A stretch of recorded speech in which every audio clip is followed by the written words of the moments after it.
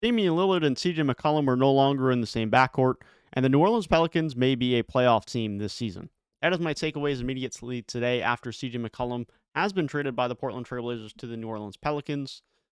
And finally, Dame and CJ are not together, and the Pelicans are looking to make a push to either save Dave Griffin's job via his own trade or to just try and make this a more competitive roster and keep Zion happy. The full trade details are as follows. Josh Hart, Tomas Satoransky, Nickeil Alexander-Walker, Didi Louzada, and a 2022 protected first-round pick, which is the Pelicans pick, alongside 2 seconds, head to the Portland Trailblazers. The New Orleans Pelicans get CJ McCollum, Larry Nance Jr., and Tony Snell.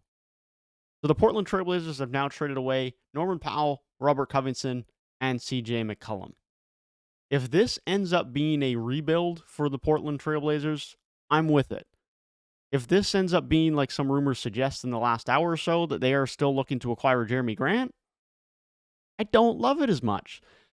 I am fully for and have been advocating for years now for Portland to hit the reset button to rebuild. And when I saw Norm traded, Covington traded, now CJ this morning, I had hoped that that was going to be the case, that they were hitting the reset button. They were committing to a rebuild. And if they decide to do that, great. But I have to reserve judgment on this trade for the Portland side of things until after the trade deadline has closed to see what they end up, what their moves end up being in totality. If they commit to a rebuild, they move Nurkic, or at least they don't look to add some more veteran competing pieces, I'm with it. I think this is a good move then. And we'll talk about that a little bit more in depth in a second. But if they're going out to acquire Jeremy Grant now, they have Ant, Dame, Josh Hart. They still have some fine pieces here. Nurkic, Jeremy Grant, if they acquire him. They're a fine team here still. But again, they're just fine. They're going to be in the same spot they are right now, other than the fact they've acquired like a first-round pick in Keon Johnson. They're not going to be in any better of a situation. They're just going to continue to be an average team at best. And I don't get that. I don't understand the direction of that. Now, if this does end up being a rebuild, which I really, really hope it is, brilliant move. You get someone like Josh Hart, who can be a fine piece for now, who you can probably get a first-round pick protected down the road from. You get someone like Nickeil Alexander-Walker, who I still think has some upside. I was high on him coming into the year. He hasn't lived up to those expectations, but he's still young. He could still either get you something via a trade or could be something valuable as a bench guard to this team moving forward. And again, a first-round pick from the Pelicans, which is protected, but either way, you're going to be able to get another first-round pick out of this that you can get another young asset out of as well. And this is all for CJ McCollum, who, sure, is a fine player, but isn't on a very favorable contract. There was a lot of talk that it was going to be a negative asset heading into the trade deadline, and Portland weren't really going to get much back for him. And so the fact that they can get someone like Nickeil Alexander-Walker and Josh Hart, who's on a better value contract and still is an impactful player than compared to CJ McCollum and his contract value, and throw in a first-round pick, just a good move for Portland if they commit to the rebuild. They need to commit to the rebuild. We will be talking about Portland's trade deadline next week after the trade deadline is closed. And we'll be giving my summation based on what moves they do or don't make over the next couple of days. For the New Orleans Pelicans, this can be looked at multiple ways. You can say they needed to make a change, and they did.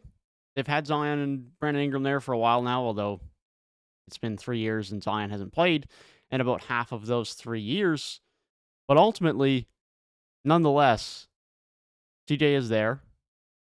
Zion is there if he can get healthy. And Brandon Ingram finally has a good playmaking, or not playmaking, but creating, scoring backcourt option. He hasn't had that yet. Lonzo Ball was there. I wouldn't consider him a shot creator.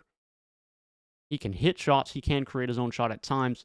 But A, CJ McCollum finally gets his own backcourt. And B, Brandon Ingram's finally going to get some time off of the ball and to have someone to help him out on the perimeter. Now, I think this is going to be a very good Pelicans team in the immediate future. CJ McCollum is there. Zion is there. Brandon Ingram is there. They now have added Larry Nance as well. Tony Snell is a fine depth piece. Losing Josh Hart hurts. I think he's a valuable piece to this group. He's underrated as far as I'm concerned still, but he's a valuable defensive rebounding piece. He can space the floor a bit. But ultimately, this is a good move. This is a move that should make the Pelicans a play-in team this year, as far as I'm concerned. There's no reason and no excuse for this team now not to make the play-in game. But that's immediate. Long term, you've now given up Nickeil Walker-Alexander. You've given up a first-round pick. That is your own first-round pick.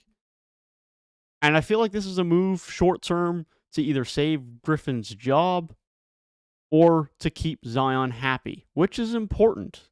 It is important. And short term, it's probably the right move because you need to keep Zion around and lock him up on that rookie max in a year's time.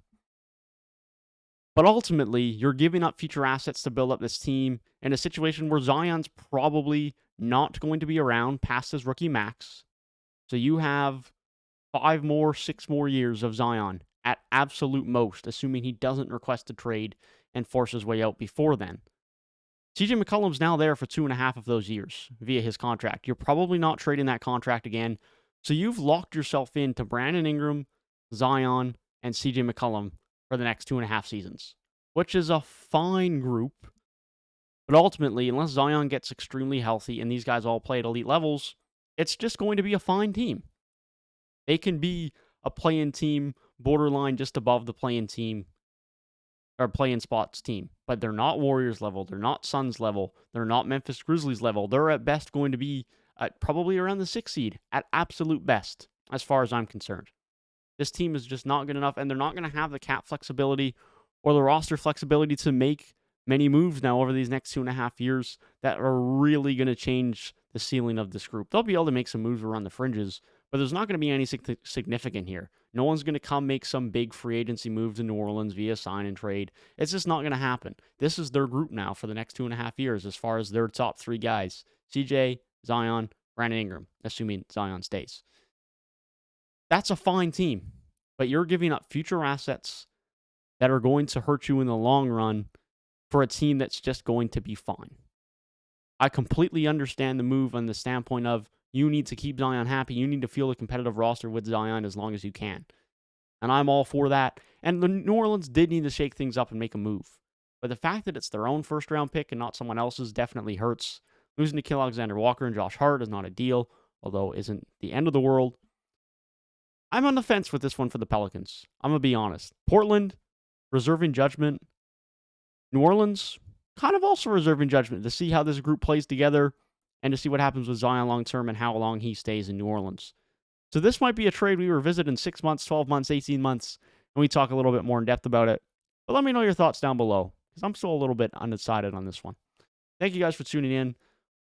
Hope you guys have a great rest of your day, and be sure to stay tuned for the channel for all trade news and updates as we continue across the next few days leading up to the trade deadline. Thank you guys again for watching, and I'll see you guys in the next one. Peace.